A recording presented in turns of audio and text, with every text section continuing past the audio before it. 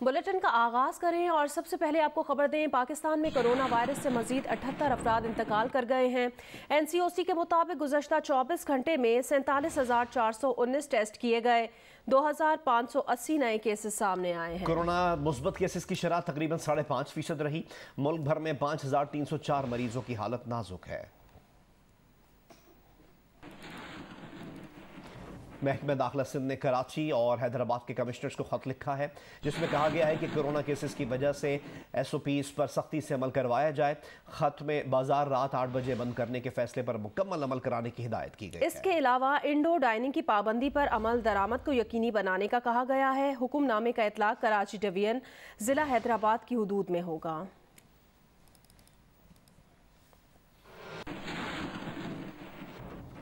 Peshawar BRT में सफ़र के लिए 20 सितंबर के बाद कोरोना सर्टिफिकेट लाजमी करार दे दिया गया है।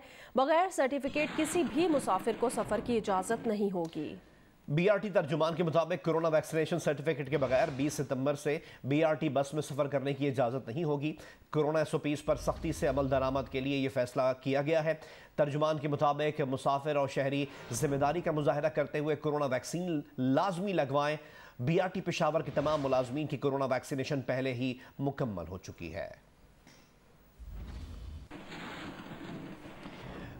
मुल्तान के निश्तर अस्पताल में इंतजामिया के मुताबिक कोरोना के मरीजों के लिए 90 वेंटिलेटर ऑपरेशनल हैं, लेकिन अस्पताल में ज्यादातर वेंटिलेटर खराब हैं। मजीद बताएंगी नुमाइंदा जियो न्यूज मैमूना सईद। जी, मुल्तान में कोरोना वायरस की जो चौथी लहर है वो एक बार फिर से ख़तरनाक साबित हो रही है और शरह अमवात में भी इजाफा हो चुका है। इस वक्त निश्तर हॉस्पिटल में 23 मरीज़ जो हैं वो पॉजिटिव हैं कोरोना वायरस के, जो ज़ेर इलाज हैं, जबकि 150 मरीज़ कोरोना वायरस के शुबे में हॉस्पिटल में ज़ेर इलाज हैं, जिनकी रिपोर्ट्स का इंतज़ार है। 374 बेड्स मुख्तस किए गए हैं हॉस्पिटल में कोरोना वायरस के मरीज़ों के लिए, जबकि 115 उनमें से ऐसे बेड्स हैं जो कि ICU वार्ड में हैं। लेकिन जो मरीज़ एडमिट हैं कोरोना वायरस के, जो सीरियस कंडीशन में हैं और उनके लवाहिकीन से हमारा जो राब्ता हुआ है, उनका ये कहना है कि हॉस्पिटल इंतज़ामिया के पास बेशुमार ऐसे वेंटिलेटर्स हैं जो कि ख़राब पड़े हैं और वो काम नहीं कर रहे हैं। मरीज़ों का ये कहना है कि जो वेंटिलेटर्स हैं वो VVIP के लिए रखे हुए हैं और आम मरीज़ जो हॉस्पिटल में एडमिट हैं उन्हें वेंटिलेटर फराहम नहीं किया जा रहा। जी, सऊदी अरब से कराची एयरपोर्ट आने वाले 8 मुसाफिरों का कोरोना टेस्ट मुस्बत आ गया। महकमा सेहत के मुताबिक रियाद से कराची आने वाली फ्लाइट SV708 में 8 मुसाफिरों में कोरोना की तस्दीक हुई। मुसाफिरों के कराची एयरपोर्ट पर रैपिड एंटीजन टेस्ट किए गए। तमाम मुसाफिरों को सिंध हुकूमत के अस्पताल में करंतना सेंटर मुंतकिल कर दिया गया है।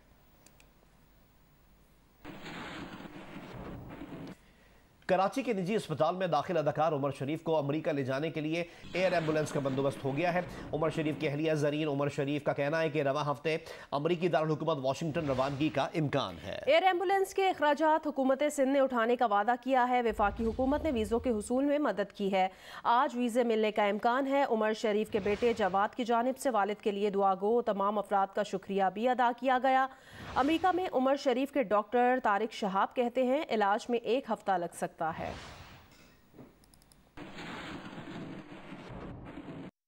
कराची के निजी अस्पताल में जेर इलाज अदाकार उमर शरीफ को अमेरिका ले जाने के लिए एयर एम्बुलेंस का बंदोबस्त हो गया। उमर शरीफ की अहलिया ज़रीन गजल ने जियो न्यूज से गुफ्तगू में बताया कि रवा हफ्ते अमरीकी दारुल हुकूमत वाशिंगटन रवानगी का इम्कान है। फेडरल गवर्नमेंट से हमने जो अपील की थी तो अल्हम्दुलिल्लाह हमारे वीज़े का सारा प्रोसेस हो चुका है और आज हमें इंशाल्लाह वीज़े मिल जाएंगे।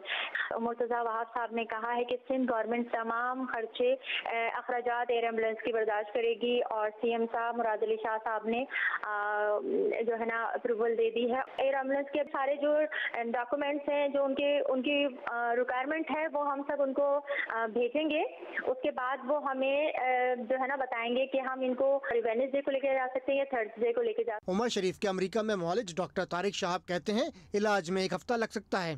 जब वो यहाँ आ जाएंगे तब वो उनको हम जॉर्ज वॉशिंगटन यूनिवर्सिटी हॉस्पिटल में एडमिट कर लेंगे और वहाँ पे उनको 1-2 दिन बाद स्टेबलाइजेशन के बाद फिर उनका ये जो प्रोसीजर है, जो हाईली टेक्निकल प्रोसीजर है, उसको परफॉर्म करेंगे। उनका ट्रीटमेंट तो जो है इंशाल्लाह 1 हफ्ते के अंदर हो जाएगा, लेकिन उनकी रिकवरी जो है 2-3 हफ्ता लग सकती है। उमर शरीफ के बेटे जवाद उमर ने वालिद की सेहत के लिए दुआ करने वालों का शुक्रिया अदा किया। सबसे गुजारिश करना चाहूँगा जो फैंस हैं उनके जितने अपने चाहने वाले हैं कि प्लीज़ इस वक्त उनकी सेहत के लिए दुआ करें। उन्होंने सारी ज़िंदगी आपके चेहरों पर मुस्कुराहटें बिखेरी हैं और इंशाल्लाह वो आगे भी बिखेरेंगे। अल्लाह पाक उनको लंबी ज़िंदगी से तंदुरुस्ती दे।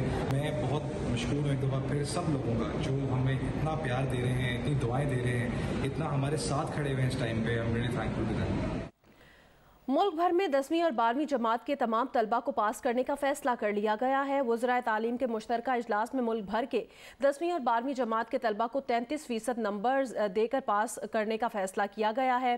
तालीमी इदारों की बंदिश के खात्मे की सिफारिश भी की गई है। इस्लामाबाद में वफाकी वज़ीर तालीम शफकत महमूद की ज़ेर सदारत वज़राए तालीम की मीटिंग में 10वीं और 12वीं जमात के तलबा को रवां साल के इम्तिहानात में फेल ना किए जाने का फैसला किया गया। 33% नंबर्स देकर सब तलबा को कम अज़ कम पास ज़रूर किया जाएगा। वज़राए तालीम ने सप्लीमेंट्री इम्तिहान के इनेकाद को कोरोना के बढ़ते केसेस के सबब मुमकिन ना होने का जिक्र किया। ज़राए वज़ारत तालीम का कहना है कि आइंदा बरसों में मैट्रिक और इंटर के इम्तिहान 2 मरतबा होंगे और उनको सप्लीमेंट्री का नाम नहीं दिया जाएगा। तालीमी इदारे फौरी तौर पर खोले जाने की सिफारिश भी इजलास में की गई। वज़राए तालीम की सिफारिशात पर शफकत महमूद मंगल की सुबह NCOC इजलास में तालीमी इदारों के खोले जाने पर मुतालबा पेश करेंगे।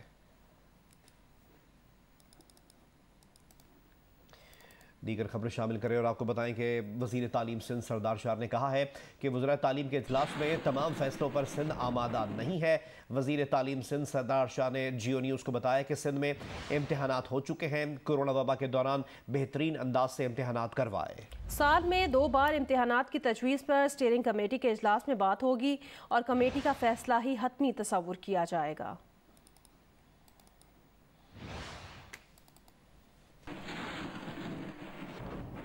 दहशत गर्दी के वाक़यात और बढ़ते हुए संगीन जराइम, ये थी वो वजूहात जिनकी बिना पर सुप्रीम कोर्ट ने 5 साल पहले कराची में सेफ सिटी प्रोजेक्ट शुरू करने का हुक्म दिया था।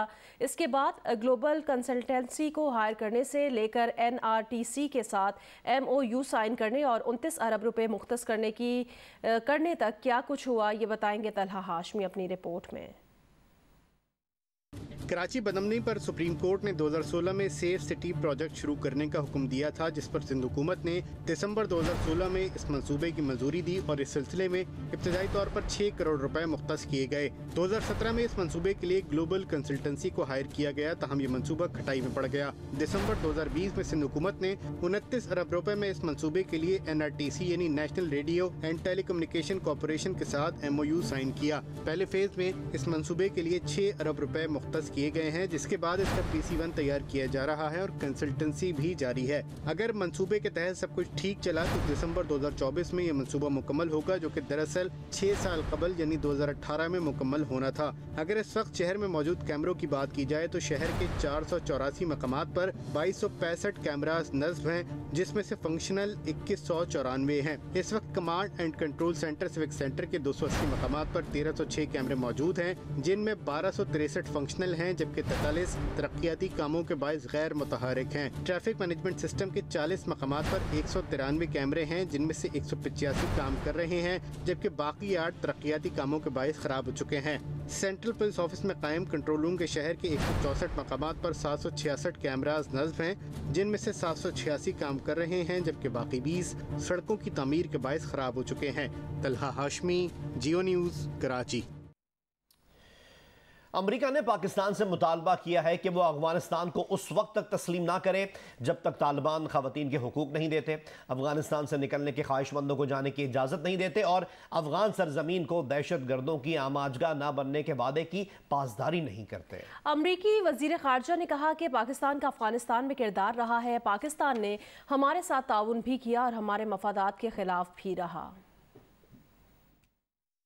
We are looking at what we have to look at is an insistence that every country, to include Pakistan, make good on the expectations that the international community has of what is required of a Taliban-led government if it's to receive any legitimacy of any kind or any support going forward, to include ensuring freedom of travel, to include making good on its commitments on not allowing Afghanistan to be used as a haven for outward-directed terrorism, to include upholding the basic rights of the Afghan people, including women and girls. Army chief general Qamar Javed Bajwa ने corps headquarters Karachi का दौरा किया। Army chief ने खित्ते की मौजूदा सूरत हाल के पेश नज़र हाइब्रिड खतरात से मौसर तौर पर निपटने की ज़रूरत पर जोर दिया।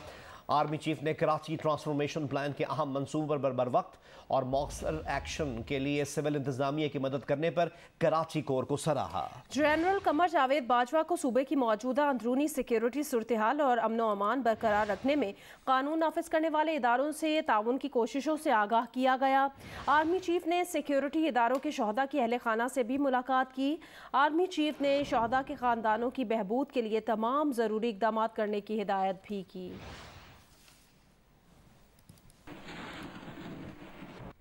पाकिस्तान में 5 से 16 साल की उम्र के 2 करोड़ से ज़ायद बच्चे स्कूल से बाहर हैं, जिसमें सबसे ज़्यादा यानी 77 लाख बच्चे पंजाब में ज़ेवर तालीम से महरूम हैं। दीगर सूबों में क्या सूरत हाल है और किस सूबे में स्कूल ना जाने वाले बच्चों की शरह सबसे ज़्यादा है, रिपोर्ट देखिए। पाकिस्तान में 32% यानी 2 करोड़ से ज्यादा बच्चे स्कूल से बाहर हैं। इसी बाइस हमारा मुल्क दुनिया के उन ममालिक में दूसरे नंबर पर आता है जहां बच्चों की एक बड़ी तादाद स्कूल नहीं जाती। इस बात का इंकिशाफ स्कूल न जाने वाले बच्चों के बारे में हाल ही में जारी करदा रिपोर्ट द मिसिंग थर्ड में हुआ। रिपोर्ट के मुताबिक स्कूल न जाने वाले 5 से 16 साल की उम्र के इन 2 करोड़ बच्चों में से सबसे ज्यादा यानी तकरीबन 77 लाख बच्चे पंजाब में मौजूद हैं, जिसके बाद सिंध में 64 लाख 82,000 से जायद, खैबर पख्तूनख्वा में 38 लाख, बलूचिस्तान में 20 लाख, जबकि वफाकी दारुल हुकूमत इस्लामाबाद में 52,000 बच्चे स्कूल नहीं जाते। बलूचिस्तान अददी बुनियादों पर तो फहरिस्त में हालांकि 4थे नंबर पर आता है, लेकिन अगर 5 से 16 साल की उम्र के स्कूल न जाने वाले बच्चों की सूबे में शरह को देखा जाए तो 47% बच्चे स्कूल से बाहर हैं, जिसके बाद सिंध 44% के साथ दूसरे नंबर पर है। खैबर पख्तूनख्वा 32% के साथ तीसरे, पंजाब 24% के साथ चौथे, जबकि इस्लामाबाद में 10% बच्चे स्कूल न जाने के बाइस तालीम के जेवर से महरूम हैं। रिपोर्ट में ये भी देखा गया कि स्कूल न जाने वाले बच्चों में 54% लड़कियां जबकि 46% लड़के हैं। इसके अलावा 77% का ताल्लुक देही इलाकों से, जबकि शहरी इलाकों में स्कूल न जाने वाले बच्चों की शरह 23% है। स्कूल न जाने की वजूहात द मिसिंग थर्ड की रिपोर्ट में सामने आई। इसमें 87% ने तालीम के बहुत महंगा होने को सबसे बड़ी वजह कहा, जबकि 13% ने दीगर वजूहात बताई। जिन बच्चों ने स्कूलों में दाखिले के कुछ अरसे बाद तालीम को खैराबाद कहा, इसमें 31% ने स्कूल न जाने के लिए राजी न होने का कहा। 19% ने तालीमी अखराजात का बहुत ज्यादा महंगा होना, 13% ने घर और काम में वालदैन की मदद करने, 11% ने वालदैन और बड़ों की जानब से इजाजत न मिलने, जबकि 6% ने घर से स्कूल को दूर कहा। 20% ने दीगर वजूहात बताई। रिपोर्ट में इस चीज को नोट किया गया कि 5 साल की उम्र तक 100% बच्चों ने स्कूल की शक्ल तक नहीं देखी है। इसके अलावा स्कूलों में दाखिले की शरह 5 से 9 साल की उम्र तक के बच्चों में बढ़ती हुई नजर आती है, लेकिन 9 से 11 साल के बाद तालीम को तर्क करने वाले बच्चों की शरह में इजाफा होता है।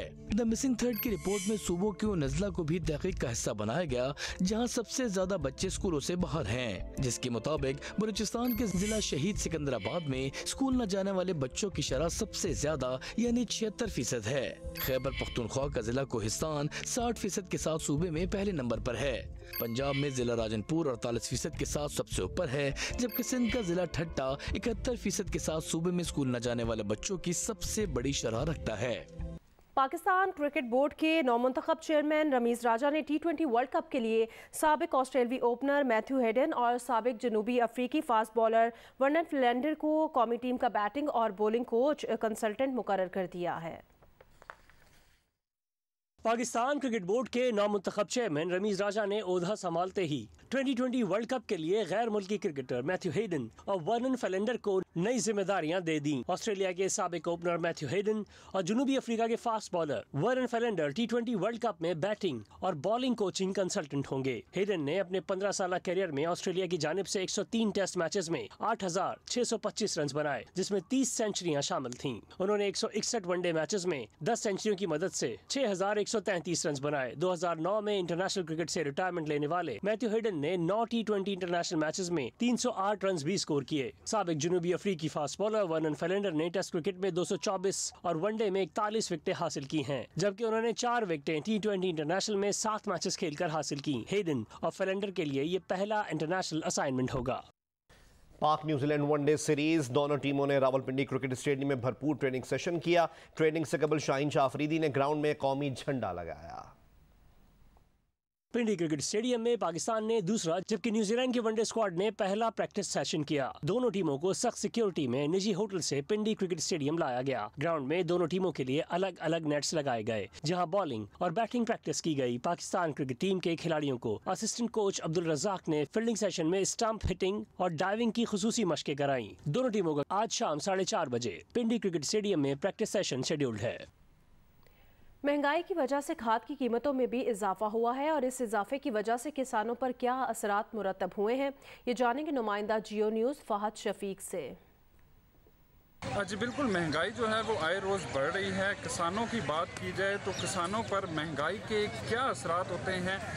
DAP की जो बोरी है वो 4400 से 6600 में फ़रोख्त हो रही है। इसके अलावा यूरिया की जो बोरी है वो 1700 से 1800 में फ़रोख्त हो रही है। पोटाश की 50 kg का जो थैला है वो 5000 से 6000 में फ़रोख्त हो रहा है।